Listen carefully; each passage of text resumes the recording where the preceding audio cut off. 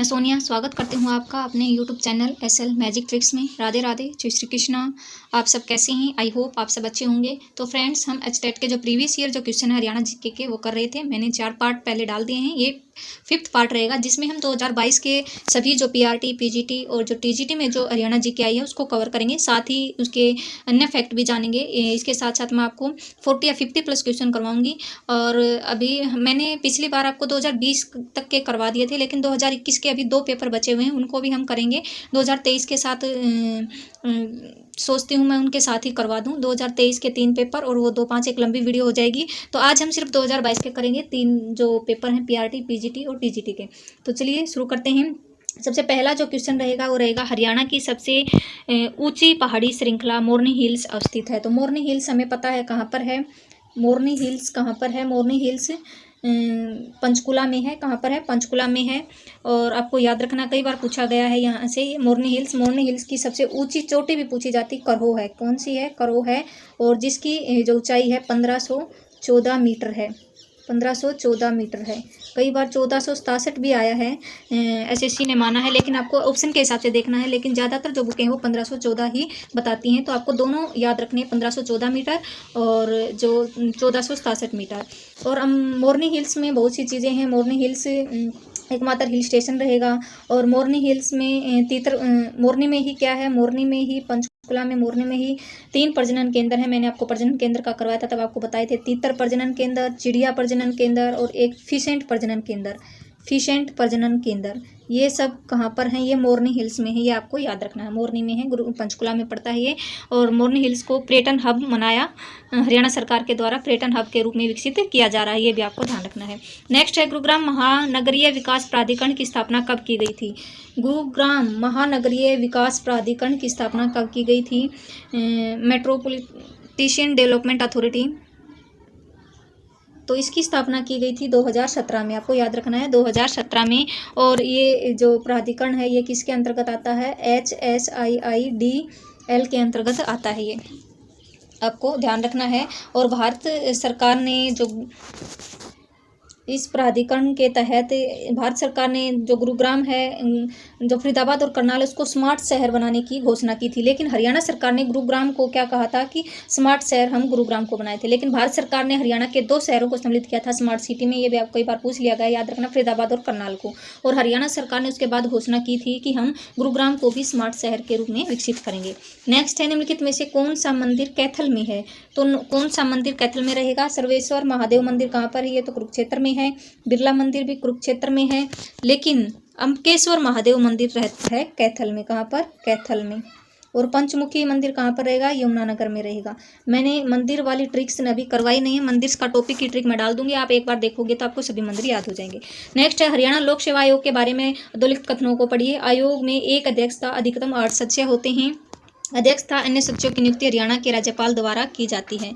तो ये दोनों कथन बिल्कुल सही हैं। आयोग में कम से कम सदस्य 3 हो सकते हैं, लेकिन ज़्यादा से ज़्यादा कितने होंगे? ज़्यादा से ज़्यादा मैक्सिमम 8 हो सकते हैं। और अध्यक्ष कितने? एक अध्यक्ष होगा उसका। और अध्यक्ष अन्य सदस्यों की नियुक्ति राज्यपाल के द्वारा की जाती है। हमें पता है HSC के जितने भी जो अधिकारी हैं वो राज्यपाल के द्वारा उनकी क्या की जाती है? नियुक्ति की जाती है।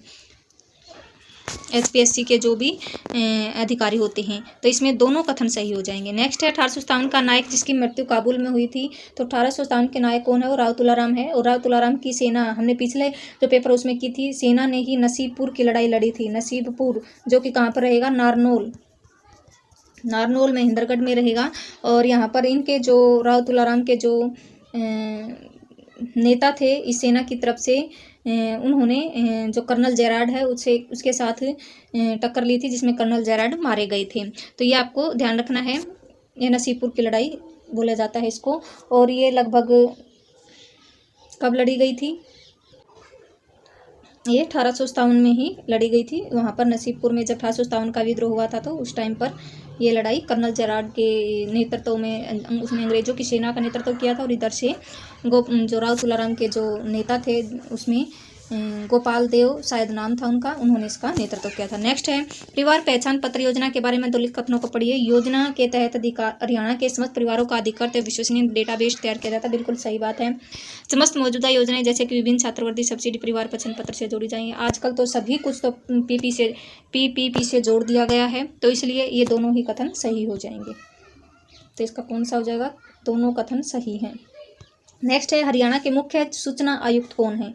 मुख्य सूचना आयुक्त, मैंने आपको इनकी एक वीडियो बनाई है करंट्स की, अगर आपने नहीं देखी है तो कौन वर्तमान में कौन क्या है आप उसको देखें। मैंने ट्रिक से याद करवाए हैं सभी के जो अध्यक्ष हैं उनको। तो सूचना आयुक्त कौन रहेंगे? श्री विजयवर्धन रहेंगे वर्तमान में भी सूचना आयुक्त। और इसको मैंने याद करने की ट्रिक क्या बताई थी कि सूचना, आजकल सूचना प्राप्त करना बहुत ही बहादुरी का काम हो। जो सूचना प्राप्त कर लेता है वो विजय हासिल कर देता है। आप इस तरह से याद रख सकते हैं, श्री विजयवर्धन। नेक्स्ट क्वेश्चन है हरियाणा के राज्य चुनाव आयुक्त कौन है? यहाँ पे राज्य चुनाव आयुक्त पूछा है, चीफ नहीं पूछा है। मुख्य चुनाव आयुक्त अब पंकज अग्रवाल बन गए हैं। पहले कौन थे? पहले थे अनुराग अग्रवाल और उनकी जगह किसने ली है? पंकज अग्रवाल ने। और यहाँ पे राज्य चुनाव आयुक्त पूछा तो ये रहेंगे धनपत सिंह।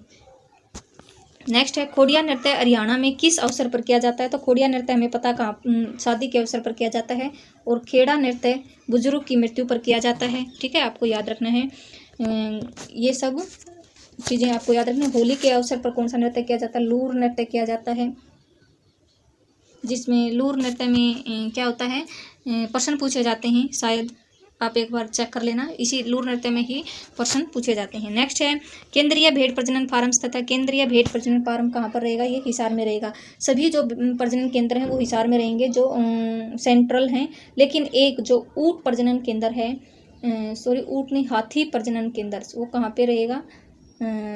ऊँट प्रजनन केंद्र सिरसा में रहेगा और बस्तूर यमुनानगर में हाथी प्रजनन केंद्र रहेगा। दो शायद अलग अलग जगह पर हैं, ये आपको चेक करना। बाकी सब हिसार के साथ जाएंगे। केंद्रीय भेड़, भैंस, सुअर, ये सब कहाँ पे रहेंगे? हिसार में रहेंगे। अब नेक्स्ट जो है वो देखते हैं हम, ये लेवल 2 का रहेगा। ये लेवल 1, ये पीजीटी का था, ये अभी हम करेंगे टीजीटी का। तो इसमें फर्स्ट क्वेश्चन है टीजीटी में, वह स्थान जिसका चीनी यात्री युआन चुआंग ने भ्रमण किया था। हमें पता है जो चीनी यात्री, यहाँ पे कुछ मिसप्रिंट हो गया, हिनसुआंग ने कहाँ का भ्रमण किया था? उन्होंने कुरुक्षेत्र का भ्रमण किया था। और उन्होंने अपनी पुस्तक सीयूके में क्या लिखा था? किसके बारे में लिखा था? थानेसर के बारे में वर्णन किया था और कुरुक्षेत्र के बारे में वर्णन किया था। और ये हर्षवर्धन के दरबार में आया था 634 से 644। ये लगभग कितने साल रहा? 10 साल रहा था। 10 साल भारत में रहा था। और इस दौरान उन्होंने 2 साल नालंदा विश्वविद्यालय में पढ़ाई भी की थी। नेक्स्ट वह जिला जिसका डोलोमाइट, जहाँ पर डोलोमाइट पाया जाता है। तो डोलोमाइट कहाँ पे पाया जाता है? महेंद्रगढ़। और खनिजों का जो जिला है वो महेंद्रगढ़ ही रहेगा। खनिजों का हब, जहाँ पे सबसे ज़्यादा खनिज कहाँ पाए जाते हैं? महेंद्रगढ़ में पाए जाते हैं। लेकिन कुछ खनिज हैं जो कि महेंद्रगढ़ में नहीं पाए जाते हैं और उनसे भी क्वेश्चन पूछा जाता है। एक जैसे कि रवेदार चूना है, रवेदार चूना ये कहाँ पे पाया जाता है? ये अंबाला में पाया जाता है। और खाली चूना पूछ लिया जाए, चूना ये रोहतक में पाया जाता है। खाली चूना रोहतक में, लेकिन रवेदार चूना आ जाए तो अंबाला में। और एक स्लेट पत्थर,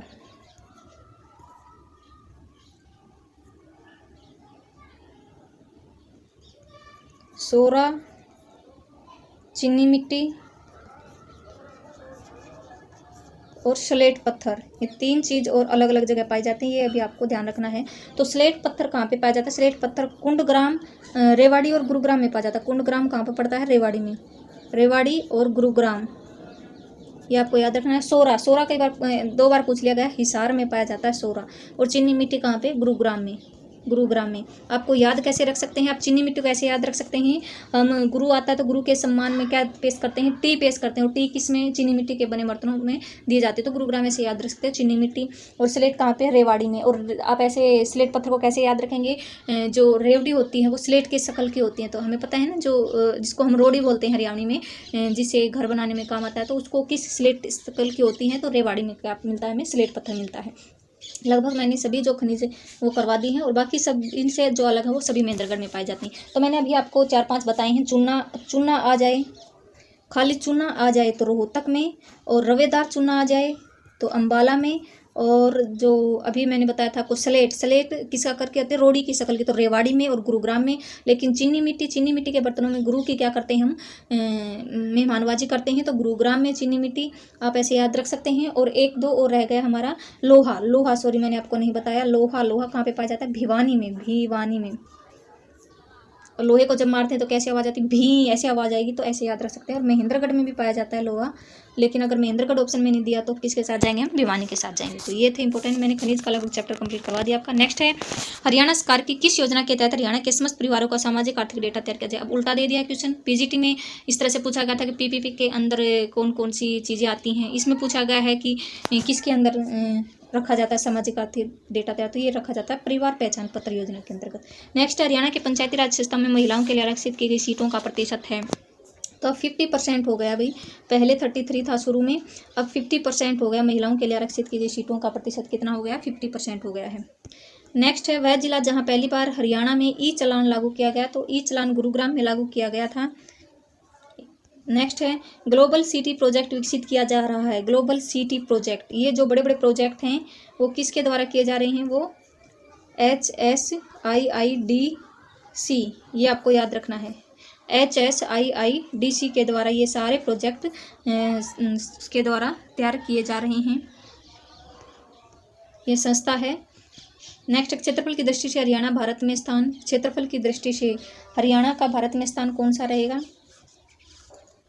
भारत में पूछा है तो भारत में यूटी भी आते हैं, अगर यूटी और राज्य मिला के पूछे तो 21वां, लेकिन खाली राज्यों में पूछा जाए तो 20वां रहेगा, राज्यों में पूछा जाए तो कौन सा रहेगा, 20वां रहेगा। अभी भारत में तो यूटी और भारत में पूछा जाएगा तब ओवरऑल पूछा जाएगा यूटी और राज्य मिला के, तो भारत में कौन सा है, 21वां। नेक्स्ट है क्षेत्रफल की दृष्टि से लघुत्तम वन्यजीव अभ्यारण्य, तो सबसे छोटा कौन सा रहेगा, सबसे छोटा रहेगा छिलसिला, और सबसे बड़ा पूछा जाए तो कौन सा, अबूब शहर रहेगा सबसे बड़ा। ये लगभग कितने हेक्टेयर में फैला है, 11,530 हेक्टेयर में फैला हुआ है, लेकिन छिलसिला ओनली 28.9 हेक्टेयर में फैला हुआ है, ये आपको याद रखना है। और नाहर वन्यजीव अभ्यारण्य कहाँ पे है, रेवाड़ी में। भिंडावास कहाँ पर है, भिंडावास झज्जर में है, सरस्वती कैथल में है, और कौन सा रह गया हमारा, वीर शिकारगढ़ पंचकुला में है, खोले रहतान भी पंचकुला में है, और जो अबूब शहर सिरसा में है। बाकी कौन सा बच गया, सुल्तानपुर राष्ट्रीय उद्यान है वो कहाँ पे पड़ेगा, गुरुग्राम में है, तो ये आपको याद रखनी है। तो आप हर एग्जाम में पूछा गया है वन्यजीव अभ्यारण्य से, आपको अच्छे से याद करना। हरियाणा में राज्य प्रशासन के विधित प्रमुख कौन है, यहाँ पर पूछा है विधित प्रमुख, तो कौन रहेंगे, राज्य के राज्यपाल रहेंगे, क्योंकि संवैधानिक प्रमुख कौन होता है, राज्यपाल होता है। नेक्स्ट है अब पीआरटी का बच गया, हम पीआरटी का और कर लेते हैं। हरियाणा के किन स्थानों को यूनेस्को की रामसर संधि के तहत रामसर स्थल के रूप में अधिसूचित किया गया है, तो यहाँ पर किसको क्या है, सुल्तानपुर राष्ट्रीय उद्यान और भिंडावास वन्यजीव अभ्यारण्य, कलेश्वर राष्ट्रीय उद्यान और खप्परवास वन्यजीव अभ्यारण्य, नाहर वन्यजीव अभ्यारण्य और वीर शिकारगढ़, या फिर अबूब शहर वन्यजीव अभ्यारण्य या कोली रायदान। तो हमें हमारे जो हरियाणा के 2 स्थानों को ही रामसर साइट में सम्मिलित करने का जो सम्मिलित किया गया है अभी तक, लेकिन टोटल भारत की कितने स्थान हैं, टोटल भारत के 85 हैं रामसर साइट में शामिल, लेकिन भारत के जो हरियाणा की 2 जगह हैं जो कि रामसर साइट में शामिल है, पहला है सुल्तानपुर राष्ट्रीय उद्यान और दूसरा है भिंडावास वन्यजीव उद्यान, ये आपको याद रखना है, मोस्ट इंपॉर्टेंट है, कई बार पूछा गया क्वेश्चन। और रामसर साइट क्या, रामसर एक जगह का नाम है जो कि ईरान में पड़ती है, और वहाँ पर एक संधि हुई थी जिसके तहत कि जो आदर भूमि है उनको इसमें रामसर स्थल के रूप में सम्मिलित किया जाएगा। तो टोटल भारत में 85 स्थल ऐसे हैं, और जिनमें से हरियाणा के 2 हैं, और दोनों कौन से हैं, सुल्तानपुर राष्ट्रीय उद्यान और भिंडावास वन्यजीव अभ्यारण्य, ये आपको याद रखने हैं। और जो सुल्तानपुर राष्ट्रीय उद्यान है इसको 1991 में राष्ट्रीय उद्यान का दर्जा दिया गया। भिंडावास वन्यजीव अभ्यारण्य 1986 में बना था, 1986 में बना था, और इसको पक्षी अभ्यारण्य का भी दर्जा दिया गया 2009 में, पक्षी अभ्यारण्य का दर्जा 2009 में दिया गया, 3 जून 2009 में। और सुल्तानपुर राष्ट्रीय उद्यान को जो राष्ट्रीय उद्यान का दर्जा दिलाने में सबसे महत्वपूर्ण योगदान किसका रहेगा, पीटर जैक्सन का रहेगा, ये आपको याद रखना है। नेक्स्ट है निम्नलिखित कथनों पर विचार कीजिए। हरियाणा में लोकायुक्त संस्था की स्थापना वर्ष 2002 में की गई थी। न्यायमूर्ति प्रीतम पाल हरियाणा के राज्य के पहले लोकायुक्त हैं। तो ये जो लोकायुक्त एक्ट आया था ये 2002 में ही आया था। अगर स्थापना लागू की बात की जाए या फिर पारित हुआ, ये हुआ था 27 जनवरी 2003 से। ये एक्ट तो आया था 2002 में, लेकिन ये पारित हुआ था 27 जनवरी 2003 को। और अगर इसके हिसाब से एसएससी ने इसको सही माना है पहले वाले कथन को, तो इसकी जो स्थापना मानी है 2002 में ही मानी है। और न्यायमूर्ति प्रीतम पाल हरियाणा के पहले लोकायुक्त थे। ये बिल्कुल कथन सही है, तो इसमें दोनों सही हो जाएंगे। और इसमें वर्तमान में पूछा जा सकता है, वर्तमान में कौन है हमारे लोकायुक्त? वर्तमान में हरिपाल हैं। कौन? हरिपाल वर्मा हैं हमारे लोकायुक्त वर्तमान में। ये भी आपको ध्यान रखना है। नेक्स्ट है, हरियाणा के किस शहर को सिटी ऑफ वॉर हीरोज के रूप में जाना जाता है? सिटी ऑफ वॉर हीरोज के रूप में किसको जाना जाता है? वो जाना जाता है भिवानी को। भिवानी को जाना जाता है सिटी ऑफ वॉर हीरोज। किसको जाना जाता है? भिवानी को। कई बार हम पानीपत कर देते हैं जल्दबाजी में, लेकिन आपको पानीपत नहीं करना है, तो ये रहेगा भिवानी। और वीर भूमि क्या रहेगी? वीर भूमि रेवाड़ी रहेगी, वीर भूमि रेवाड़ी। और सोनीपत का पुराना नाम रहेगा। और जो गुरुग्राम में क्या अंतर्राष्ट्रीय सौर ऊर्जा जो का मुख्यालय कहाँ पर रहेगा? गुरुग्राम में रहेगा, जो 2015 में स्थापित किया था। शहीदों का शहर झज्जर रहेगा। कई क्वेश्चन है जो इम्पोर्टेंट हैं। और युद्धों का अखाड़ा पूछा जाता है कई बार। पानीपत को बोला जाता है युद्धों का अखाड़ा, और सिटी ऑफ वॉर हीरोज बोला जाता है भिवानी को। नेक्स्ट है, हरियाणा के निम्नलिखित स्मारकों में से किन्हें राज्य सुरक्षित स्मारक का दर्जा दिया गया है? अब ये राज्य सुरक्षित, राज्य ने भी कुछ स्मारकों को सुरक्षित स्थलों के रूप में घोषित किया है। तो ये लगभग 40 या 32 के करीब स्थल हैं। जो आप गूगल पर सर्च करोगे तो आप देखेंगे। तो इसमें कौन से स्थल रहेंगे? तो ये तीनों स्थल रहेंगे। शेख तैयब का मकबरा भी, शोभा सागर तालाब भी, भीमा देवी कॉम्प्लेक्स भी, इन सभी को सुरक्षित स्थल के रूप में स्मारक का दर्जा दिया गया हरियाणा सरकार के द्वारा। और इसके अलावा 28 स्थान हो रहे हैं। आप गूगल पे एक बार चेक कर लेना, पढ़ लेना अच्छे से, ताकि आगे से अगर क्वेश्चन आए तो आपका गलत ना हो। तो तीनों को इसमें सम्मिलित किया गया है। और शेख तैयब का मकबरा ये कहाँ पे रहेगा? ये कैथल में रहेगा, कैथल में रहेगा। शोभा सागर तालाब नारनौल। और भीमा देवी मंदिर कॉम्प्लेक्स कहाँ पे रहेगा? पंचकुला में रहेगा। ये नारनौल में रहेगा शोभा सागर, ये आपको याद रखना। नेक्स्ट है, हरियाणा के औद्योगिक क्षेत्रों में आधारभूत सुविधाओं का विकास करने के लिए निम्न में से कौन सी संस्था जिम्मेदार? जब भी आपको इंडस्ट्री की बात होगी, इंडस्ट्रियल डेवलपमेंट की बात होगी, तो आपको एक ही संस्था याद आनी चाहिए। वो आनी चाहिए HSIIDC, यही आपको याद आना चाहिए। तो ये संस्था सिर्फ जो औद्योगिक डेवलपमेंट है उसके लिए है। लेकिन अगर अर्बन डेवलपमेंट की बात की जाए, जो शहरी विकास है, उसके लिए हुड्डा, कौन सी संस्था है? हुड्डा, जिसको बोला जाता है हरियाणा अर्बन डेवलपमेंट अथॉरिटी। और ये 1970 में इसकी स्थापना की गई थी। नेक्स्ट है, निम्नलिखित में से कौन हरियाणा के राज्यपाल के द्वारा नियुक्त नहीं होता? हरियाणा के मुख्यमंत्री। हरियाणा का मुख्यमंत्री राज्यपाल को मुख्यमंत्री किसको? राज्यपाल मुख्यमंत्री को नियुक्त करता, बिल्कुल सही है, होता है। हरियाणा लोक सेवा आयोग का सदस्य भी किसके द्वारा किया जाता है? राज्यपालों के द्वारा किया जाता है। मानव अधिकार आयोग का सदस्य भी, लेकिन जो न्यायाधीश है वो पंजाब और हरियाणा उच्च न्यायालय का, वो राज्यपाल के द्वारा नहीं किया जाता, ये राष्ट्रपति के द्वारा किया जाता है, राष्ट्रपति के द्वारा, ये आपको याद रखना है। नेक्स्ट है, हरियाणा के निम्नलिखित राज्यपालों में से कौन एक नौकरशाह था? नौकरशाह का मतलब सिविल सर्वेंट था। मुजफ्फर हुसैन बर्नी, जय सुखलाल हाथी, धनिक लाल मंडल, बापू परमानंद। तो इसमें जो नौकरशाह था वो मुजफ्फर हुसैन बर्नी था। और जय सुखलाल हाथी के समय राष्ट्रपति शासन लगा था। धनिक लाल मंडल के समय भी ये 1991 में लगा था, या 1977 में। और 1967 में BN चक्रवर्ती के टाइम पर भी क्या लगा था? राष्ट्रपति शासन लगा था। 3 बार लगा था, आपको ध्यान रखना है। और BN चक्रवर्ती भी जो हरियाणा के राज्यपाल रहेंगे वो सिविल सर्वेंट रहेंगे, और एकमात्र ऐसे वो रहेंगे राज्यपाल जिनका कार्यकाल के दौरान निधन हो गया था। ये क्वेश्चन भी HTEC में ही पूछा गया है। नेक्स्ट है, परिवार पहचान पत्र योजना के बारे में निम्नलिखित कथनों पर पढ़िए। ये परिवार पहचान का सभी में घुमा फिरा के दिया हुआ है। PGT में भी हमने देखा था, और TGT में भी, अब और PRT में भी है। इसमें भी कथन दिया है, यह योजना परिवार की एक इकाई के रूप में चिन्हित करती है, और यह हरियाणा के समस्त परिवार का एक विश्वसनीय डाटाबेस तैयार करते। बिल्कुल सही है। प्रत्येक परिवार के 8 अंकों की विलक्षण परिवार पहचान आवंटित की जा रही है, और पहचान को जन्म, मृत्यु और वैवाहिक रिकॉर्ड्स से जोड़ा जाएगा। बिल्कुल ये बात भी सही है। नेक्स्ट है, परिवार पहचान डाटाबेस में उपलब्ध डेटा का उपयोग विभिन्न कल्याणकारी योजनाओं में सर्वोत्तम है। तो बिल्कुल सही है। तो तीनों कथन सही है। इसमें PP से आपको याद रखना है। ज़्यादातर जो योजनाओं के कथन दिए जाते हैं वो ज़्यादातर सही मिलते हैं, आपको ध्यान रखना। अगर आपको नहीं भी समझ में आ रहा तो आप तीनों सही पे करके आएंगे तो आपका 70 से 80% सही होने के चांसेस रहेंगे क्वेश्चन के। नेक्स्ट है, हरियाणा के राज्यपाल के संबंध में निम्नलिखित कथनों पर विचार कीजिए। राज्यपाल के बारे में पूछा गया है क्वेश्चन। यह हरियाणा केंद्रीय विश्वविद्यालय के कुलाधिपति हैं। वह राज्य के किसी भी लाभ के पद को धारण कर सकते हैं। वह Indian red cross society Haryana राज्य शाखा के अध्यक्ष हैं।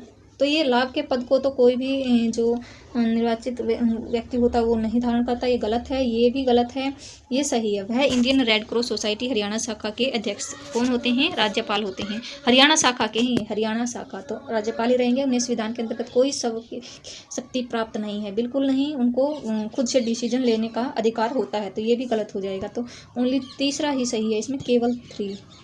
नेक्स्ट है, लास्ट क्वेश्चन रहेगा इस वीडियो का। ये 2022 के हमारे सभी कंप्लीट हो जाएंगे। कल एक वीडियो और आएगी, फिर उसके बाद स्टेट के जो हरियाणा जी के वो सब कंप्लीट हो जाएगी। फिर हम देखते हैं कोई या तो सीडीपी लेंगे या स्टेट के प्रीवियस ईयर सीडीपी को उठाएंगे, सबके सभी पेपर्स की करेंगे 5 या 6 ईयर की। हरियाणा में लोकसभा और राज्यसभा की सीटें हैं कितनी है? 7 और 4। लोकसभा के में पता है कितनी है? 10 हैं। और राज्यसभा की कितनी है? राज्यसभा की 5 हैं, जिसमें से अभी चुनाव हुए थे इसमें 5 जीती थी बीजेपी और कांग्रेस ने। तो ये हो हमारे पहले लोकसभा है तो 10 आएगी, फिर बाद में 5 आएगी। ऑप्शन नंबर 3 सही हो जाएगा। तो थैंक यू सो मच, मिलते हैं नेक्स्ट वीडियो में।